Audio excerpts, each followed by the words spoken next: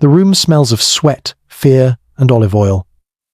Stone presses its chill into your skin, rough as a rasp where last night's movements tore the scabs from your ankle.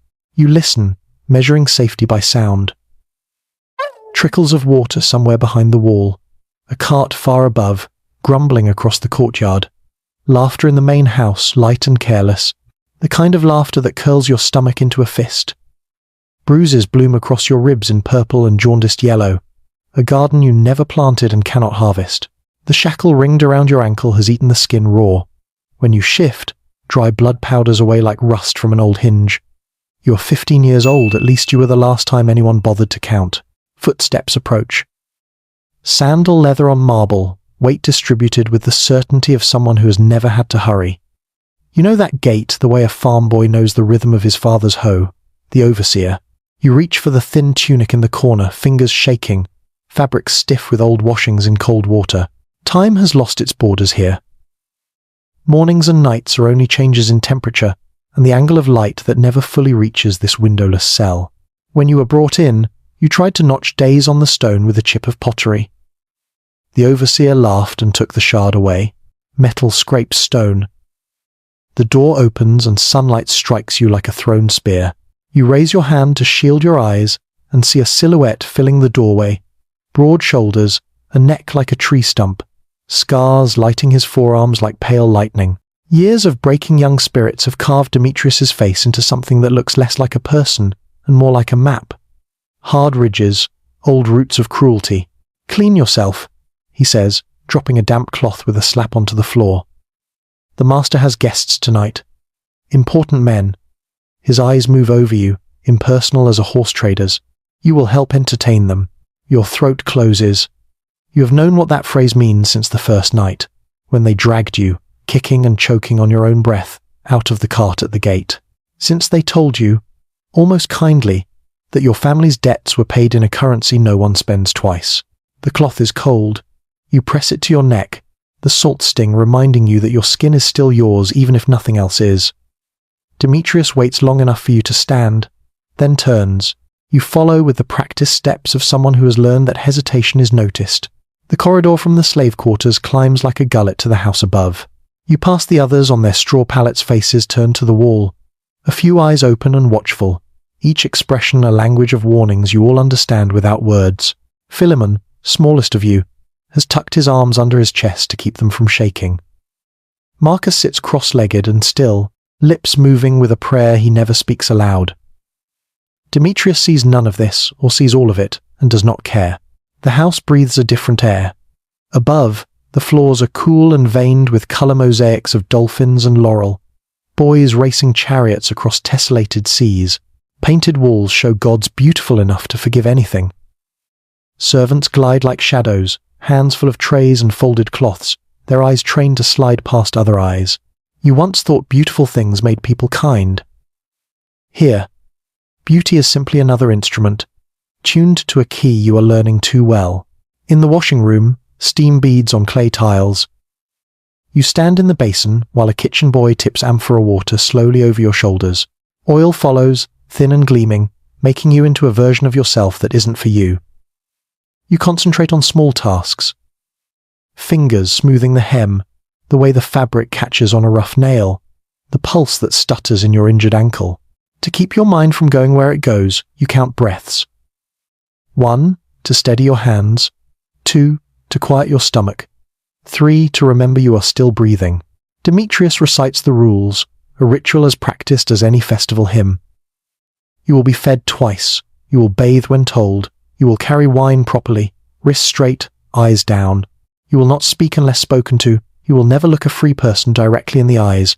You will obey quickly and precisely. He says all this without heat, as if telling you how to grind barley. Behind the rules sits the threat no one needs to name. You have seen what happens when rules are tested. A boy can be made into silence. A boy can be made into anything. He leads you into the peristyle, where light scatters in polished water and swallows chatter along the colonnade. Preparations hum through the house. Slaves airing the couches, polishing cups until they hold a second sun. A kitchen that smells of honey and roasted herbs. Somewhere beyond a screen of cypress, men's voices drift in and out of argument. The talk of people who believe words are important, even when they're about nothing that touches them. The house is readying itself to be admired. But houses, remember, you have learned this. The floors that cool your feet under noon heat have also known the skid of heels when someone was dragged. The beautifully grained wooden doors have felt the jolt of fists. Mosaics, designed to celebrate the good life, have watched the cost of that life paid in the coin of breath and skin. If you pressed your ear to the walls, you think you could hear everything they have been forced to learn. For a moment, as Demetrius checks the line of your tunic and the neatness of your hair, you see beyond the columns to a slice of the sky, blue, uncomplicated, a bowl turned over the city. You think of your village in the mountains, olive trees twisted by wind, a single room where everyone slept close when winter bit, your mother's hands, quick with dough and gentle with fever, your father's breath rough with dust after the threshing. You force the picture to stay, hold it between two careful breaths, but it slithers away when Demetrius taps your chin down with 2 fingers, eyes lowered, body straight. An object presented well fetches the best price, a lesson you keep learning long after the sale. He marches you past a doorway where a musician is tuning a lyre. Each string's clear note lands in your chest and vibrates there like something wanting to fly. You once followed birds along the terraced hillside until you couldn't see the house anymore, and the air turned thin and bright. The memory is so precise it's almost painful. You fold it carefully into yourself before anyone notices it on your face. Listen, Demetrius says, pausing under the painted gaze of a god with perfect lips and careless eyes. When you carry the crater, step lightly, never splash. When a guest speaks to you, nod once. If someone asks where you are from, say the region and nothing more. No stories, no details. You are a function, not a conversation. His tone is slow, patient, the way a tutor speaks to a dull but promising student. He does not say the part about what may be asked of you if the evening runs late and the wine runs deep. He does not need to. In the Andron, the men's room, the couches are arranged around the floor like ships around a harbour scene. The threshold is marked with a strip of dark stone, as if to say, beyond this line, you are not the sort of thing that leaves footprints. You have crossed it 100 times, and never once felt the ground except your weight. The steward, older and tired in a way that no rest fixes, hands you a tray and a look that is both warning and pity. You balance the cups and their gleaming lips of wine, and for one luxurious heartbeat, you pretend you are simply a boy about to be useful, the way you were when your father set you to tasks, and then nodded once with genuine pride. A breeze snakes through the open side of the courtyard, threading the smell of bay leaves and smoke with something salt from the sea. The scent surprises you. It almost makes you smile, and then the first guest's voice carries from the gate smooth, practiced, warm the way oil is warm when it takes a stain out of cloth. Laughter answers him from the atrium. You feel your body take the shape it has been taught to take. Shoulders set, chin lowered, feet ready to move on instruction. The house brightens as if it's been struck with a flint and sparked into hospitality. Demetrius leans close, his breath a weight against your ear. Do your work, he says. Do it well. Remember the rules. Then he straightens and looks toward the entrance, where sandals scuff, where greetings flower into compliments, where names that command respect elsewhere are about to drop into this room like smooth stones into dark water. The door to the Andron swings wide. Sunlight and voices come in together. You step forward, the tray level and shining in your hands, every nerve alert to instructions before their words. The laughter is louder now, echoing off painted walls. Somewhere beneath it, barely there, you hear the sound you came to know too quickly your first week in this house. The sound a person makes when they turn their voice into something smaller than the room. Entertain, Demetrius had said. You draw a breath and cross the threshold. The laughter in the Andron does not sound like the laughter of men, it sounds like the snapping of ropes. You step into the chamber with the tray balanced and eyes low, feeling its polished mosaics tilt beneath you. The air is thick with wine already poured, with incense smoking in coils, with the weight of gazes that weigh you like scales. The guests recline on couches, their sandals kicked aside, their bodies arranged in careful ease. These are men praised in the agora for their speeches, celebrated for their donations to temples, known for their clever sayings repeated in the gymnasia. Their garments shine with dyes that cost more than a farmer's yearly harvest. Their rings catch the lamplight. Their laughter is generous and cruel at once. The sound of power congratulating itself. You move between them silently, as trained. Pour, step back, bow, await command. Yet, even in silence, you hear the layers of this room. At first, the symposium begins as the histories tell it. Voices rising with philosophical questions, arguments about justice, about the fate of the city, about whether virtue is taught or born. Names of gods are invoked with solemn nods. Poets, quoted with careful reverence. You stand like a shadow, invisible and listening. These men are the guardians of wisdom, the builders of Athens' glory. Their words gleam like the mosaics at their feet, but the words dissolve quickly in wine. One guest jokes about a rival's baldness. Another boasts of his horses. The noble discussion slides toward stories of conquest, of spoils, of pleasures taken. Their glances begin to linger on the edges of the room on you, on Marcus, on Philemon. The silence around your bodies is heavier than the debate at the couches. You know what comes next. Everyone here knows. It is part of the rhythm, as predictable as the mixing of wine and water. Demetrius's eyes pin you once from across the room. You lower your head again, but inside your skull a storm brews. How do these men argue the shape of virtue while reaching for you like meat? How can the same lips that recite Homer smile at the thought of breaking a boy's resistance? You want to ask it, to shout it, to stain their symposium with the truth of your existence. Instead, you place a cup of wine before a guest and bow. Perhaps your family, miles away in their drought-bitten village. Imagine you are sweeping floors or carrying water jars. Perhaps they soothe themselves with the thought that service in a wealthy house means safety. But here in the glow of torches, you realize that service means something far more dangerous. Their debt was paid. Your body is the interest that accrues every night. A guest raises his hand not to strike, not yet, but to beckon. His voice is soft as he calls you closer, his smile kindly shaped. "Where are you from?" he asks. "Do you miss your home?" He pats the couch beside him as if inviting you into comfort. The others chuckle knowingly. You hesitate only the width of a breath before Demetrius coughs a reminder sharper than any whip. You step forward. The symposium hums on. Couches creak as men shift, wine sloshes, torches flicker. Behind it all, a deeper truth beats. This is the machinery of a civilization that will be remembered for its temples and treatises, its democracy and dramas. But here, under the roof beams, you see the hidden gears. The bodies of children, oiled and silent, fed into the system to keep it turning smoothly. Behind the marble columns, there is always a locked room like yours. Behind the debates on justice, there is always laughter like this. Your stomach knots. The tray feels heavier than bronze. The hand on your shoulder guides you downward. You know the rest. It is written into the walls, into the bruises on Marcus's arms, into the haunted eyes of Philemon. Tonight will not be different. Tonight you will entertain. The symposium is not what the school scrolls describe. It never was. It is the stage where the contradictions of Greece play out in their truest form. Wisdom and cruelty. Poetry and pain. Democracy built on chains. And you, 15 years old, unnamed and uncounted, are the proof carved into flesh.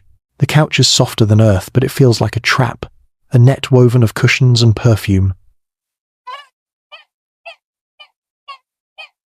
The guest beside you leans close, his beard stained dark with wine. He speaks gently. Questions about your village, your family, questions you could answer in another life. But here the words are a veil, thin as smoke, masking what everyone in the room already knows. His hand rests first on your shoulder, then slides lower. You flinch. The laughter around you dims into a hush that is somehow worse men, pausing mid-sentence, eyes turning, their amusement hanging in the air like a blade about to fall. You try to shift away, but the hand tightens. The guest's voice remains kind, even as his grip is not. "Stay," he murmurs, as though you had a choice. Other faces lean forward now, wine cups idle in their hands, waiting to see. Some smirk, some whisper to one another. The man's questions stop, and his fingers do the speaking. They speak in a language you wish you had never learned. Resistance bubbles up in your chest, you twist. You mumble a protest, but the sound of it draws only laughter. The more you struggle, the more entertaining it becomes for them. Your protests are swallowed by the room, your childhood cut away like cloth ripped down the seam. When it is over, your body aches, but it is the silence inside you that wounds more deeply. You lie in the straw of your cell later that night, staring at stone darkened by torchlight. The pain radiates outward, but the deeper injury is invisible. The certainty that you are not considered a person here. You are a vessel, an object, a thing that can be commanded, stripped, broken, discarded. Above your head, the house is still alive with song and laughter. You hear the pluck of a lyre string, the clink of goblets, the music of men congratulating themselves on their brilliance, while the world beneath their couches cracks and bleeds. You wonder, for a moment, if the philosophers who spoke of virtue by day feel the shame of their night. For them, there is only appetite and entitlement, cloaked in poetry and law. They will wake tomorrow and speak again of justice in the agora, of democracy and the rights of free men, their hands still smelling faintly of the oil used to make your body gleam. They will be celebrated, quoted, immortalized. You will not. Your story will vanish like smoke from an extinguished lamp, unless someone, someday, chooses to remember. Marcus lies beside you in the darkness. His face is turned away, but you hear the rasp of his breath. He does not speak. He does not need to. He knows. All of you know. Philemon curls against the wall, a child's body in a position that belongs to the very young, though his eyes have already grown old. Alexios mutters in his sleep, words from a language you no longer hear in daylight. Each of you is an island, but the chain around your ankles connects you like a cruel shoreline. The overseer's steps echo once in the corridor before fading. The cell smells of straw and sweat, of damp stone and fear. You shut your eyes and try to remember the hills of your home, the feel of wind across the terraces, your mother's voice calling your name. But memory slips like water through open fingers. What remains instead is the room above, the couches, the faces leaning in to watch, and the sound of laughter, always laughter. It haunts the silence until silence itself becomes unbearable. You turn your face to the wall. There are scratches there, faint marks left by another hand long before yours. They might have been tallies of days, or shapes of letters, or simply a desperate attempt to make a mark before being erased. You trace them with your fingertip in the dark, whispering without sound. I was here. I was here. Morning arrives, not with sunlight, but with orders. The overseer's voice drags you awake, rough as gravel. Your body is stiff, the bruises deeper than skin, but there is no time to linger on pain. You stand when told, move when pushed, eat the ration of porridge placed before you. Around you, the other boys rise in silence, each carrying last night's scars in his eyes. The house above is already stirring. Servants rush through corridors with baskets of figs, loaves of bread, amphorae of watered wine. In the courtyard, cushions are shaken, and the floors are scrubbed until the mosaics shine. To the guests who recline here, this perfection is proof of their civilization's greatness. To you, it is evidence of how much labor a single day consumes, labor wrung from bodies like yours, bought and paid for in silver that clinks heavier in your memory than it ever did in your father's palm. Demetrius lines you and the others against the wall, inspecting tunics, adjusting posture. His hands are quick, impersonal, like a craftsman checking his tools before a day's work. Marcus, he snaps, chin higher. He grips Philemon's jaw, turning the boy's face side to side, judging not expression but symmetry. Then his gaze lands on you. Still too restless, he mutters, and for a moment you think he will strike. The master noticed you. That can mean privilege or ruin. Which one, you will decide. Privilege, ruin. Words that here mean nearly the same thing. Tasks are divided. Some boys sent to the kitchens, some to polish vessels, others to prepare incense and lamps. You are ordered to carry water jars from the cistern. The amphora is heavy, its clay biting into your arms. As you stagger up the stone steps, you glimpse a painted wall depicting a battle Athenian hoplite standing tall, their enemies crumpled at their feet. The soldiers wear expressions of noble triumph, their shields bright, their spears gleaming. You think of the men who painted this, their brushes dipping in crushed pigments, their eyes blind to the slaves who mixed the plaster, ground the colours, cleaned the brushes afterward. The art celebrates freedom and victory. But it was built, like everything else here, on the unfree. Later, in the cool shade of the storeroom, you crouch beside Marcus. He whispers without looking at you, his voice thin. You resisted. They like it more when you resist. His words are not a warning, they are a sentence. Sooner or later, he'll stop. He doesn't say what comes after stopping, but you see it in his hollow stare. Resistance is fire, and fire cannot burn forever when the fuel is your own body. The day stretches like a rope pulled taut. Chores blend into commands, commands into punishments. A dropped cup earns Alexios a cuff to the ear. Philemon is sent twice to fetch oil, his small legs stumbling under the weight, because the first time he didn't bow deeply enough. Every moment is measured, graded, corrected. You begin to realize that obedience here is not simply survival, it is a craft, learned and perfected like weaving or carpentry. Those who master it last longer. Those who falter are consumed more quickly. Evening approaches. The symposium will gather again. Demetrius brings new tunics, thin as spider silk. He orders oil poured along your shoulders, making your skin gleam under lamplight. The scent of it is bitter, nauseating, yet you know it hides the rankness of sweat and fear. The preparations are ceremonial, almost religious, as though transforming flesh into ornament justifies what comes next. When he steps back to inspect you, Demetrius smiles, not with kindness, but with satisfaction. The tool is sharpened, ready for use. Philemon murmurs a prayer as he adjusts his garment. Marcus doesn't pray anymore. He simply stares at the floor, his lips pressed thin. You feel your heartbeat quicken, but you keep your head lowered. The rules must not be broken. The overseer's words echo, privilege or ruin. And you understand now, in this house, they are one and the same. The torches are lit. Laughter returns, swelling up the stairs like smoke. Demetrius gestures, and you file into the hall. The couches await, wine already flowing, voices already warmed. The guests are ready, the house is ready. And you, your body polished, your silence rehearsed, are ready too, though not in the way you would ever have chosen. The Andron is alive again, lamplight flickering on mosaics of gods and heroes, couches spread like stages for men who see themselves as their successors, platters of roasted meats, figs split and dripping honey, loaves still steaming from the oven. The air is sweet and foul at once, a perfume that masks the iron truth. Tonight, as every night, your body and the bodies beside you are part of the feast. The first hours pass as ritual demands. You carry cups, refill wine, steady the crater while older men mix water and strong red. Their voices are loud but polished, each one practiced in the art of sounding wise.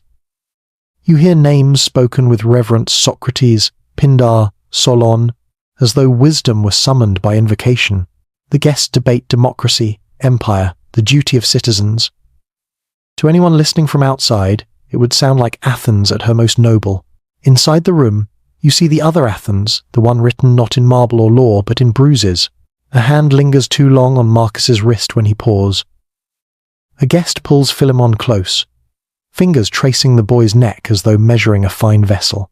Each touch is disguised as casual.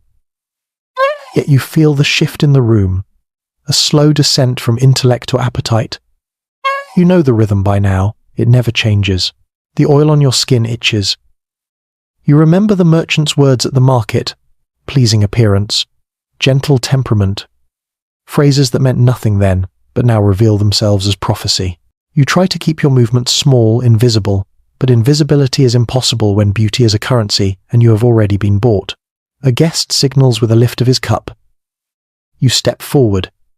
His smile is genial, his teeth white. He asks about your homeland. You answer with one word. The region Demetrius trained you to say. He presses for more. You keep silent.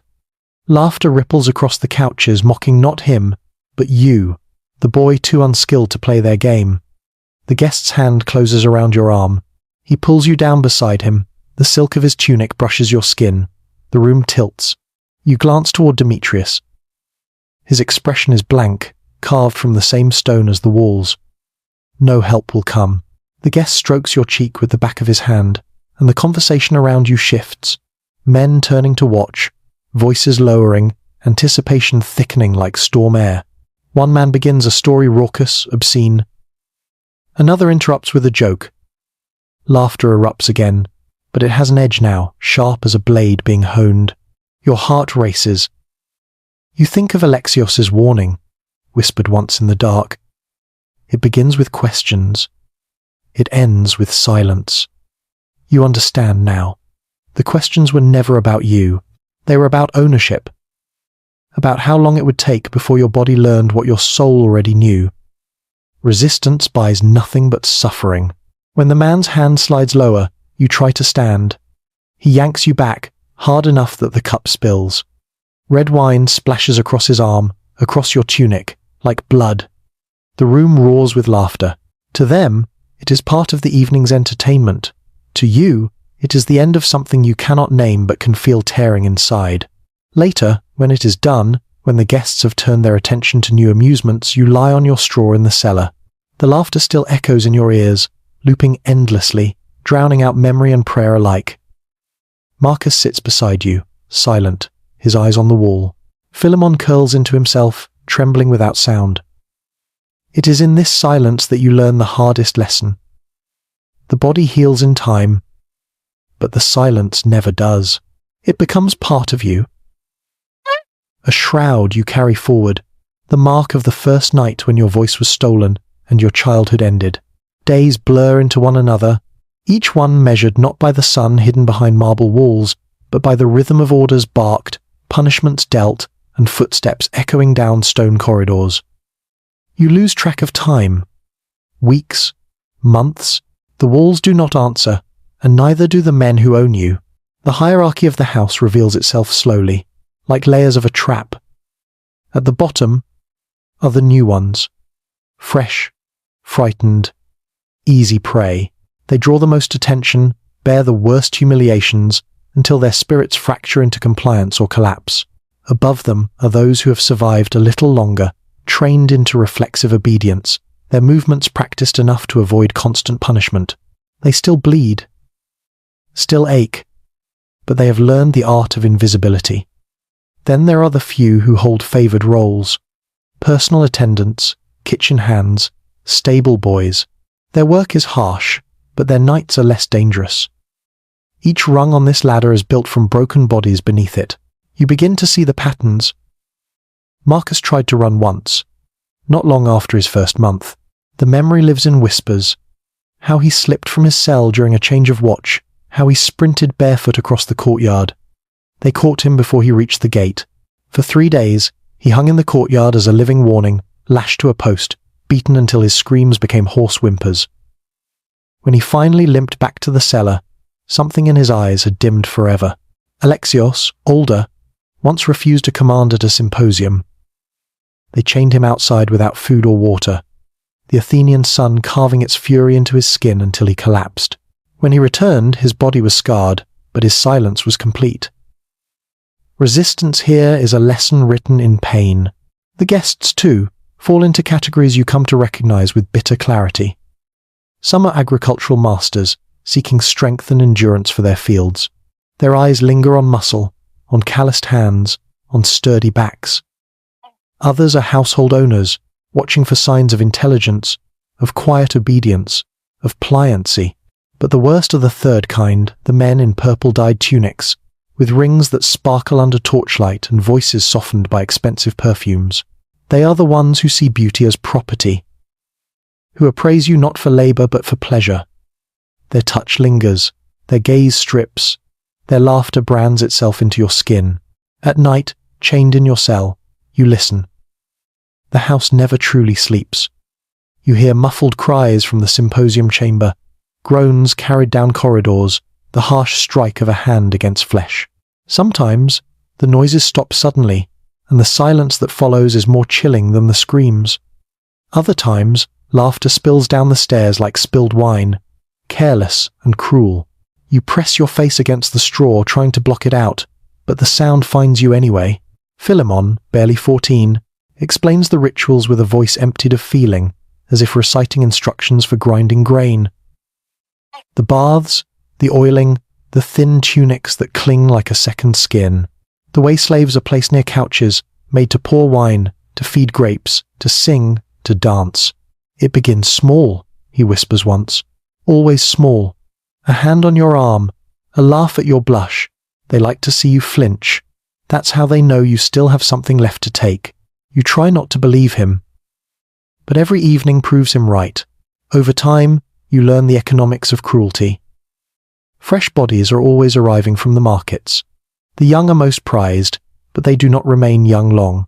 The wine, the hands, the nights they age you faster than years ever could.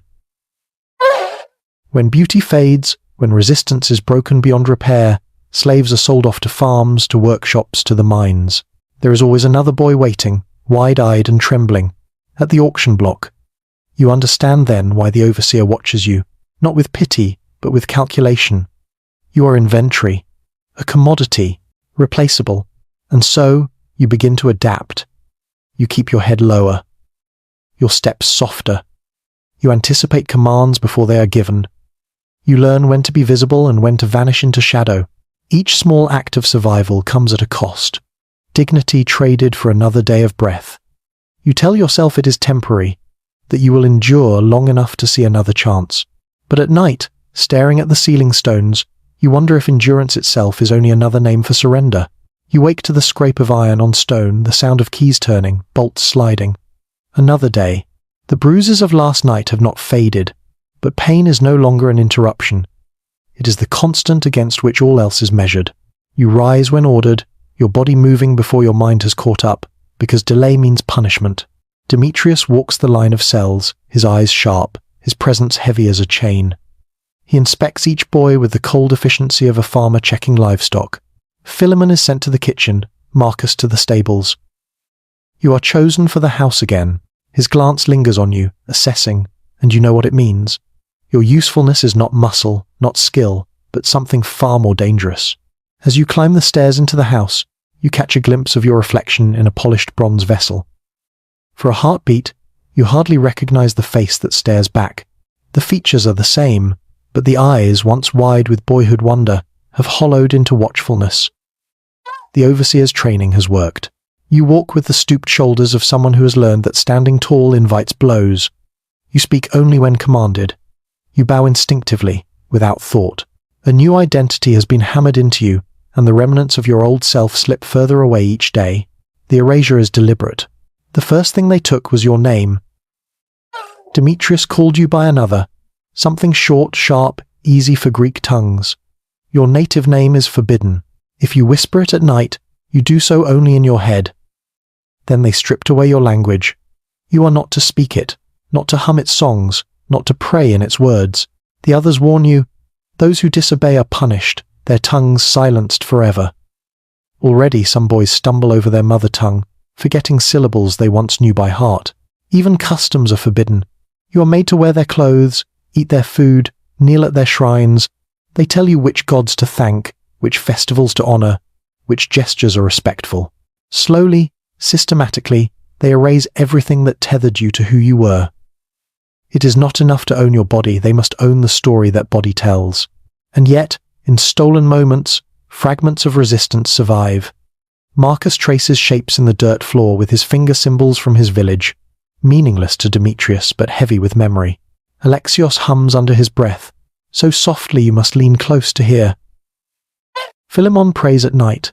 Though his prayers are mangled into Greek words, his lips still forming the rhythm of another faith. These are small acts, invisible to the masters, but they matter.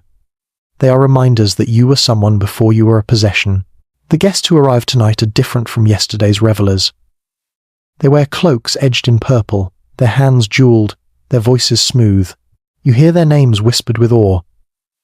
Dionysos, Cleomenes, men whose reputations extend beyond these walls. One is a politician celebrated for speeches on justice. Another is a wealthy merchant praised for his generosity to the poor. A third is a philosopher who writes eloquently about virtue and the good life. Their reputations are spotless in public, but here, in Lysander's house, they shed their masks. Dionysos smiles as he demands a boy kneel in front of him, quoting Homer as if the verses justify humiliation. Cleomenes speaks kindly, almost fatherly, even as his hand leaves welts on skin, The philosopher waits until he has drunk deeply, then begins to argue eloquent, precise that cruelty is not only permissible but necessary, that hierarchy is the natural order of the cosmos. His words are applauded, his logic admired, even as a child weeps in his grasp. It dawns on you that their hypocrisy is not accidental, it is structural. These men do not see contradiction between praising justice and practicing abuse. In their world, virtue is a privilege of the free, not a duty toward the enslaved. Philosophy is for equals. Cruelty is for you. The room hums with laughter, with music, with the rustle of silk and the clink of cups. You stand in the corner, silent, invisible, until called. Every sense in your body screams at you to run, but the chains are inside you now as much as on your ankles. You bow your head. You wait. Year 2 creeps in like a thief, unnoticed until you realize your body no longer reacts with the same flinch at every touch, every order. You move automatically now, a shadow with a tray, a vessel of silence. To the guests, you are not a boy from the mountains, you are the perfect servant, invisible until summoned, pliant until dismissed. That is how survival here feels, a hollowing out, an erasure masquerading as obedience. The rewards are subtle, but they exist. Demetrius notices your compliance and grants you a softer blanket, a ration of bread larger than before, even a cell with a slit of window through which you can glimpse the sky. For a brief instant each evening, you see stars glimmer above Athens. It should feel like freedom, but instead it feels like mockery diamonds on velvet reminding you of the wide night skies over your village. Skies you may never see again as anything but a prisoner. Sometimes Demetrius brings you to the market. You are not there as a buyer, but as proof. An example of what careful training can make of raw flesh. You stand beside him, head bowed, posture perfect, as new shipments of slaves are prodded and appraised. The merchants parade boys younger than you, now 12, 13, eyes wild with terror, wrists chained in iron. Buyers run hands across shoulders, check teeth, speak in low voices about endurance and beauty. When Demetrius asks your opinion, you hear yourself answer with calm precision that one will resist too much. This one has the right frame for the household. The words slide out of your mouth before you can stop them. You realize, with horror, that they have trained you to see others as they see you. Inventory. It is during one of these visits that you see him, the boy who might as well be your reflection from years ago. Dark hair, narrow shoulders, eyes that dart with the same desperate hunger for kindness. He looks at you as though you are a promise, as though your survival means he can survive too. Something stirs deep in the hollow inside your chest. For a moment, you remember what it felt like to be human. You stagger, nearly drop the amphora in your hands. Demetrius grips your arm and asks if you are ill. You lie. You say the heat is heavy. He moves on, but the image of the boy does not. That night, sleep refuses you. The boy's eyes follow you into dreams, dragging memories you buried. Your mother's song as she baked bread, your father's rough laugh, the smell of pine needles after rain. You thought you had locked these away forever, but the boy's face has picked the lock. You are terrified of what it awakens because memory is dangerous here. Memory makes obedience harder. Memory makes survival costlier. The days pass, but you notice change in yourself. Your posture is still bent, your words still careful, but inside, cracks spread. You begin to watch the guests with a colder eye, mapping their habits, their preferences, their hypocrisies.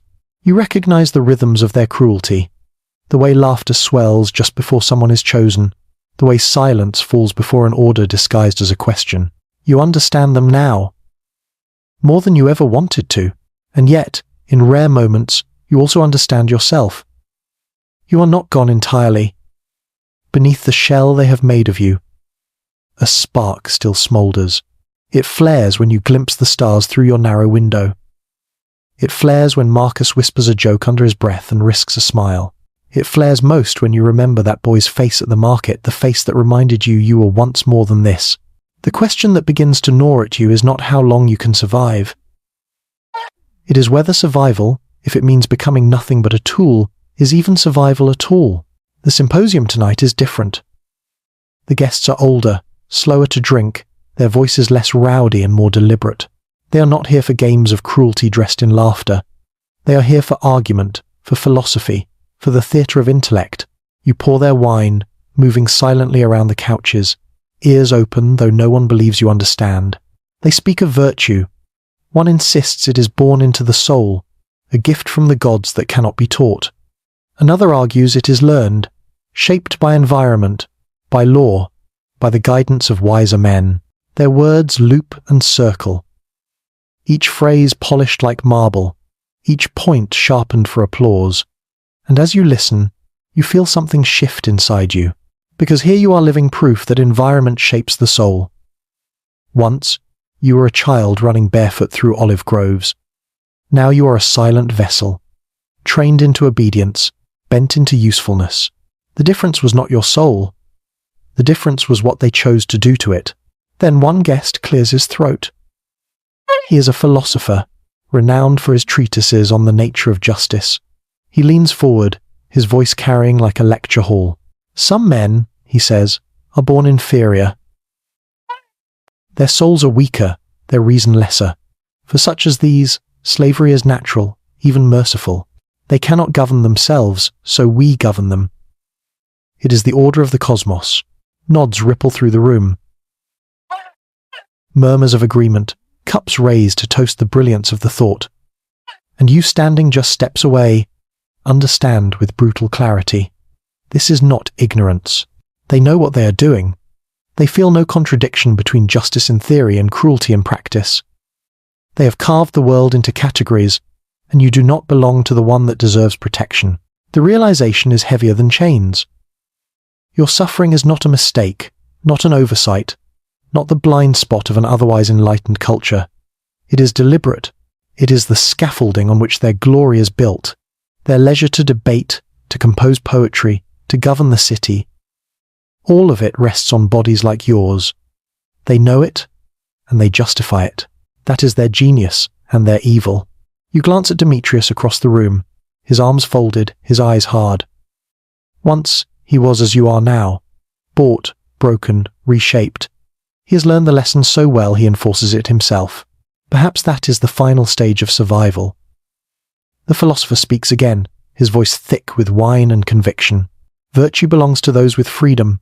The rest exist to serve, as oxen serve the plough, as tools serve the craftsman. The men nod, satisfied with their wisdom. None of them notice the boy standing behind the crater, fists clenched so tightly his nails draw blood in his palm. You hold your silence. Outwardly, you are the perfect servant, invisible, compliant. But inside, something has sharpened. You see them clearly now, not as gods of intellect, not as pillars of civilization, but as men who chose cruelty with open eyes and clean consciences. Monsters in silk, hypocrites with laurel crowns. The debate moves on to the ideal state, to laws and constitutions, to theories that will echo down centuries. But you are no longer listening to their words. You are listening to the unspoken truth beneath them. The acknowledgement that they know, and the certainty that they will never care. And for the first time in many months, you feel not only despair but clarity. The weeks that follow blur into cycles of obedience, but the clarity from that night lingers like a thorn you cannot pull free. You serve wine, you bow, you endure. But a part of you now observes from a distance. You see patterns more sharply, the rotation of slaves from market to house, the rise and fall of a boy's value like grain in a ledger. Where guests' appetites peak with novelty and sour with familiarity. Everything here is economy, an economy of flesh, of beauty, of despair. Your own value begins to decline. You notice it in small ways. Fewer glances when new boys are brought in. Less interest when you enter the andron. The bruises fade faster because there are fewer hands to leave them. You are not yet discarded, but you are slipping toward invisibility. And in this house, invisibility means replacement. One morning, Demetrius summons you to his chamber. He does not waste words. You are being sold, he says. The mines. He explains it without cruelty, without kindness, as if announcing the weather. Household service is for the young, the beautiful, the unbroken. When time and abuse strip those qualities away, bodies are redirected to where strength can still be harvested. The silver veins in the mountains, the dark tunnels where men go in and seldom return. It is not punishment, It is simply the next use of property. The words drop into you like stones. The mines are a sentence known to every slave. Back-breaking labor, suffocating dust. Collapses that swallow men whole. Survival there is measured not in years but in months. You should feel terror, but what you feel instead is emptiness. After years of being broken, bent, used, the idea of dying in the earth feels almost like a conclusion written long ago. That night, Marcus slips into your cell. He has endured too, his limp still pronounced from his failed escape. He presses something into your palm, a shard of metal, sharpened to a cruel point. His eyes do not meet yours. He does not speak. He does not need to. The gift carries its own message. You have choices. You could attempt escape, though the odds are near impossible. You could take vengeance, sink the shard into a master's flesh, knowing the retribution would be swift. Or you could turn it inward, claim the final choice denied to you for years your life, ended by your own hand rather than theirs. You lie awake holding the shard, feeling its weight shift between your fingers. Each option whispers to you in the dark. Escape offers a fleeting taste of freedom, though chains and dogs would almost certainly end it in blood. Revenge promises satisfaction, but only for a moment before torture. Suicide offers control, dignity and death, an end to being a thing. But as dawn light seeps through the narrow window, you make another choice. You slide the shard beneath the straw mattress, where another hand may one day find it. You leave the decision for someone else, for Marcus, for Philemon, for the next boy to stumble into this cell with his eyes still wide. You cannot change your story, but perhaps you can change how another's begins. When Demetrius leads you from the house for the last time, you glance once at the courtyard where you first stood years ago. Terrified and raw, you hear laughter echo faintly from the Andron, the same laughter that haunted your first night. It occurs to you then that the house will go on without you. New boys will be oiled and dressed, new names erased, new silences learned. The machine does not stop, it only replaces its parts.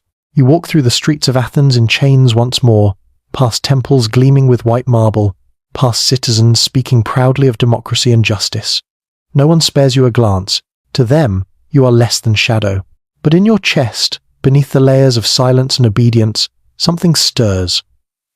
Not hope, not yet, but defiance, the quiet certainty that your story, though ending, will not vanish completely. Someone, someday, must remember. The road to the mines winds through the Attic hills, then climbs into harsher country where the earth itself seems stripped of generosity. You march in a line with others, chains rattling, dust rising in clouds that sting your throat. The guards are practiced in cruelty, but efficient. They do not waste words or blows unless forced. To them you are not people but inventory in transit, a shipment of breath and bone to be consumed in darkness. The landscape is cruel in its beauty. Pines cling to jagged slopes, their needles whispering in the wind. Eagles wheel overhead, their cries echoing across the valleys. Once, you would have thought such sights a promise of freedom. Now, they are reminders. The sky is still there, wide and open, but no longer meant for you. Each bend in the path feels like a farewell to the fields where you once chased goats, to the rivers where you once bathed, to the world of sunlight that is already slipping away. At night, the guards drive stakes into the ground, chaining the line together. You lie on your side in the dirt, your shoulder pressed against the next body, your face turned to the stars.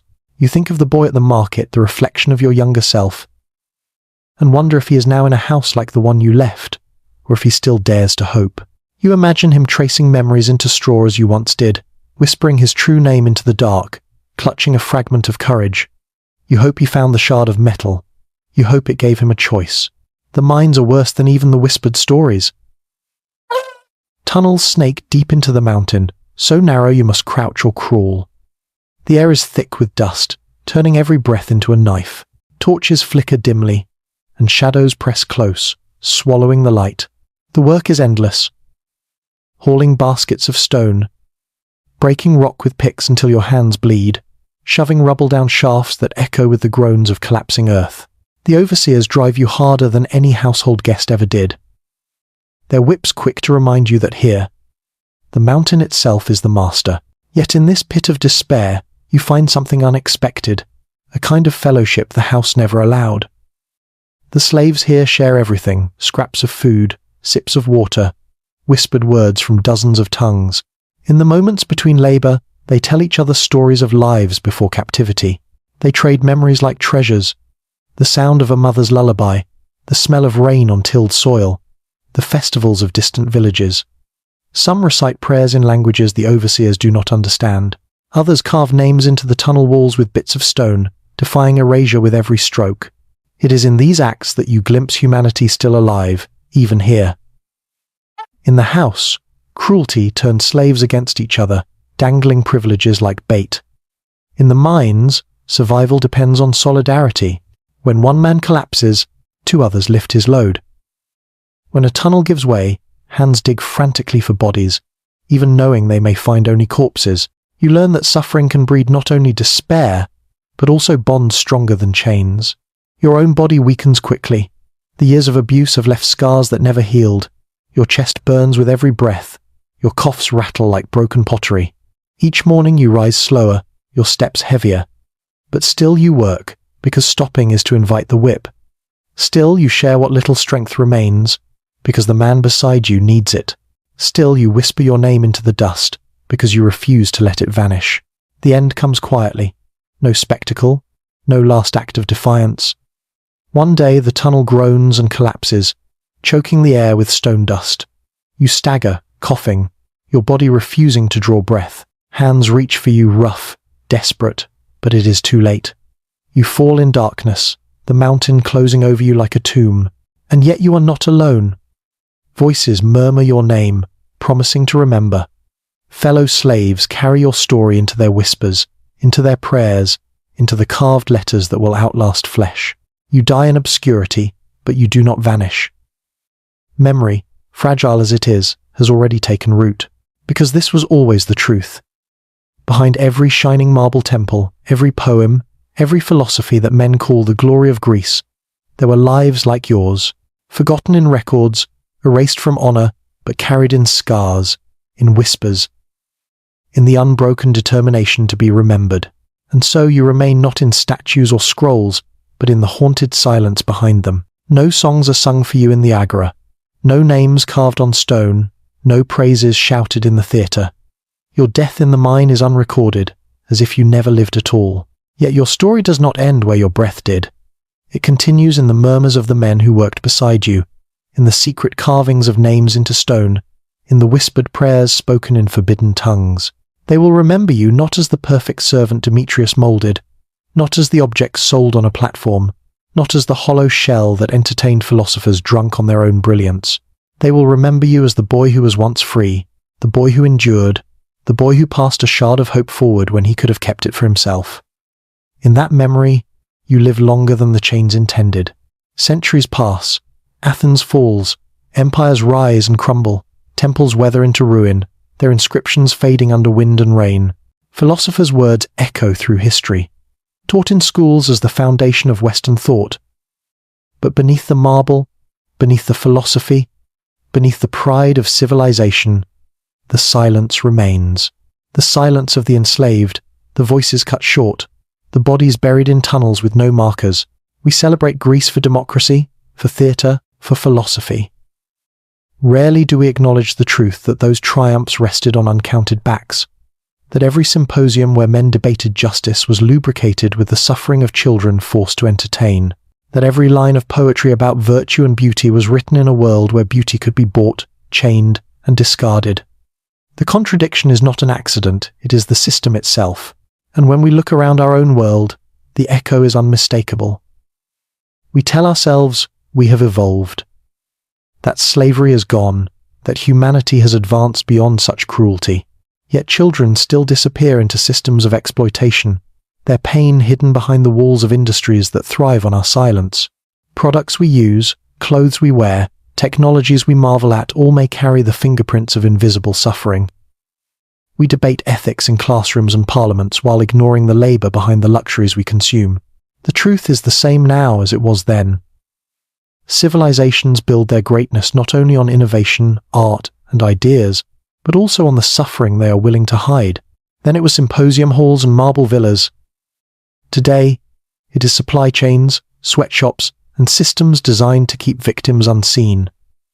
The names change, the methods evolve, the silence remains, so perhaps your story is not ancient at all. Perhaps it is still being written. Tonight, somewhere, another child is sold into bondage.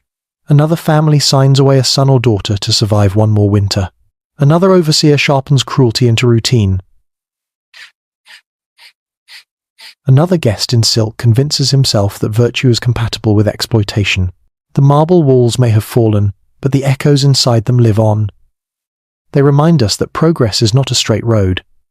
It is a circle, and unless we choose to break it, we are doomed to repeat it. Your name is lost, but your cry is not. Will we remember, or will we forget? The ruins stand silent now. Tourists walk among broken columns, guidebooks in hand, marveling at what remains of marble and stone. They take photographs of mosaics that once decorated rooms of laughter and cruelty, never hearing the echoes buried beneath the artistry. Scholars speak of democracy, of philosophy, of theatre, their voices reverent, their eyes bright. Few mention the lives that paid the price, the countless who lived and died unseen so that others could dream of virtue. But the walls remember. Every polished tile once caught reflections of pain. Every column bore witness to nights of indulgence and humiliation. The beauty we admire was always a mask, stretched tight across suffering. Civilization builds monuments. Cruelty leaves scars invisible to stone but indelible in memory. And memory matters. To recall your story is to fracture the silence, to refuse the convenient lie that progress was pure. You were not recorded in history's scrolls, but you exist in the spaces between lines, in the unasked questions. Who served the wine while Plato spoke of justice? Who lit the lamps while poets sang of beauty? Who bore the weight of empire while generals basked in glory? We like to imagine that time separates us from such horrors, that we live in a brighter age. But the reflection is uncomfortable, for even now, in cities lit with electricity instead of oil lamps, children labor unseen so others can feast. Even now, systems of wealth and power demand human sacrifices, only hidden behind contracts and supply chains instead of iron shackles. The pattern endures because it is easy not to see, easy not to ask. The question lingers, sharper than any shard of metal hidden in straw. Will we be different? Or will our descendants look back on us the way we look back on Greece, awed by the brilliance, blind to the cruelty, unwilling to reconcile both as parts of the same truth? The marble still glows in the Sunday, the mosaics still dazzle. The words of philosophers still shape our world, but in their shadows your voice remains. A voice not written in scrolls, not carved in stone, but carried in whispers, in pain, in resilience. To listen to it is to remember. To remember is to resist forgetting. And to resist forgetting is the first step toward breaking the circle. The marble and the scar are one. Civilization and cruelty walk together, and your story, though stolen, though silenced, still demands to be heard.